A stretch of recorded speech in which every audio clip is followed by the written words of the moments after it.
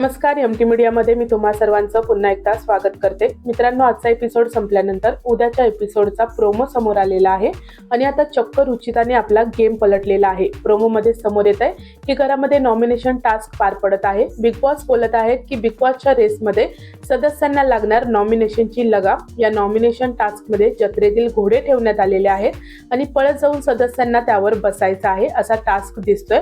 राखी ही संचालक दिसते, तर पुढे रुचिता बोलताना पाहायला मिळते की जर ती धावली तर मी सुद्धा धावणार. तर विशाल बोलताना दिसतोय रुचिताला की पागल आहे का तू. पुढे प्राजक्ता सुद्धा बोलते रुचिताला की तू शब्दांवरतून फिरतेस. तर रुचिता बोलते की मी शब्दांवरून फिरत नाहीये, यावेळेस मला काटा टोळी काहीही फरक पडत नाहीये, मी आता इथे स्वतःसाठी खेळते. तर घरातील सर्व सदस्य आश्चर्यचकित झालेले पाहायला मिळतात. सागर बोलताना दिसतात की बघा. तर मित्रांनो, रुचिताने तिचा गेम आहे तो बदललेला आहे असा पाहायला मिळतोय. आता ती स्वतःसाठी खेळताना इकडे दिसत आहे. तर मित्रांनो, आता इथे एक प्रश्न निर्माण होतोय की इतके दिवस टोळीसोबत राहणारी रुचिता अचानक स्वतःसाठी खेळण्याचा निर्णय का घेते.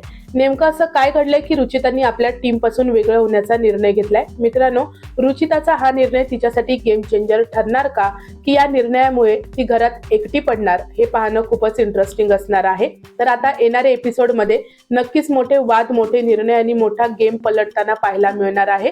तर मित्रांनो, तुम्हाला काय वाटतं, रुचिताने हा जो निर्णय घेतलेला आहे तो योग्य आहे का?